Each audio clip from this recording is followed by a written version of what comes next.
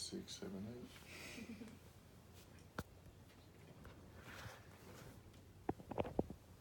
8.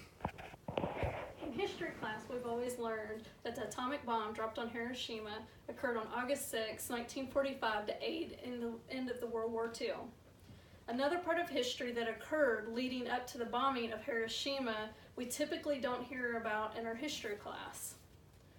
The bombing of Hiroshima was so important that it overshadowed an event that took place once the bomb was delivered. An event filled with tragic loss, destruction, survival, luck, and tragedy was so important that a movie and books were based on the events of this. The USS Indianapolis departed San Francisco on July 16, 1945 with a top-secret cargo that aided in the end of World War II. This top-secret mission, the sinking of the USS Indianapolis, the rescue of the men aboard the ship, and the survivors all played an important role in the history of World War II. The USS Indianapolis departed San Francisco on July 16, 1945 with a top-secret cargo. It was so top secret that no one aboard the ship, not even Captain McVeigh, knew what was in the contents of the top-secret cargo. But little did they know that it was parts to the atomic bomb, with the code name Little Boy. It arrived in Tinian, a small island in the Pacific Ocean, on July 26, 1945, delivering Little Boy. Once the ship had arrived, it was giving orders to head to an island called Leyte, a province in the Philippines, for soldiers to train. Captain McVeigh was given orders to zigzag on their way to this island. But on July 29, 1945, Captain McVeigh ordered the ship to stop zigzagging. Shortly after midnight on July 30th, 1945, a Japanese torpedo spotted the USS Indianapolis and sunk the ship with 3 torpedoes.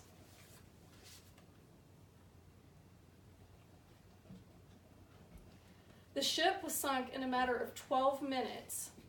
Approximately out of 1,197 men aboard the USS Indianapolis, it is estimated that only 880 men made it alive in the water. But once they made it into the water, their fight for survival wasn't over. While in that water, the men encountered problems like lack of boats, lack of lifesavers, sharks, saltwater poisoning, prior injuries from the ship sinking, dehydration, and no food or water. After almost 5 days of the men in the shark-infested waters, a man by the name of Lieutenant Wilbur C. Quinn was the first to finally spot the men in the water. He reported back to let them know that a ship had sank and men needed rescue. They dispatched Lieutenant Adrian Marks, and he landed his plane against orders in the water. USSIndianapolis.org states that Lieutenant Adrian was able to save 56 men with his airplane. It took 7 ships to come to the rescue of the men: Cecil Doyle, Talbot, DeFelho, Ringnes, Bassett, Register, and Hollandia.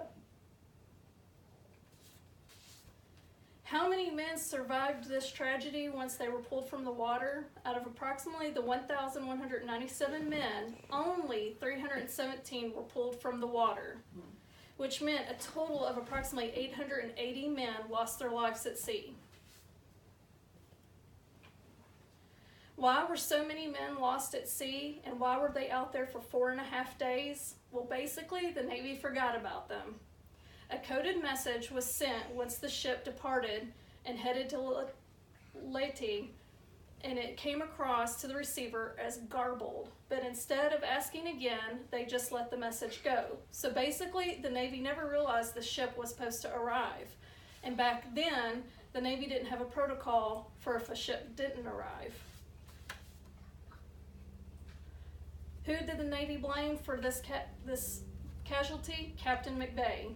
Captain McVeigh was court-martialed and found guilty of not zigzagging in enemy waters.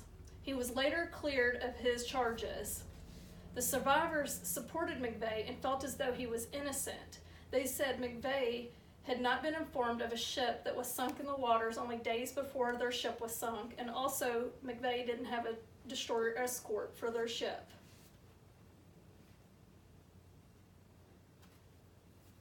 As of today, there's only a few survivors left, and they honored the men by every year in January by having a memorial service and also a reunion for the survivors that are able to attend and their families.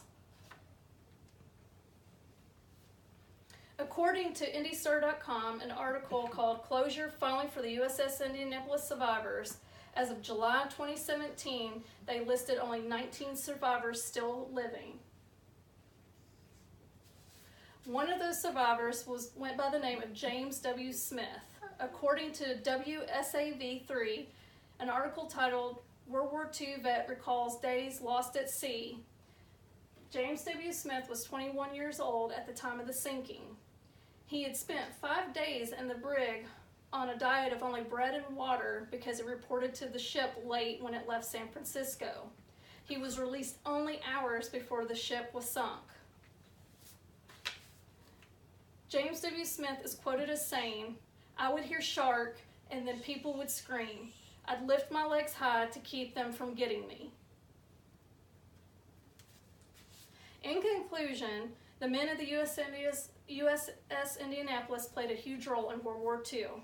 For James W. Smith and the men aboard the ship, they never knew what was in store for them when they left San Francisco, dropped off the secret cargo, and headed out into the Pacific Ocean.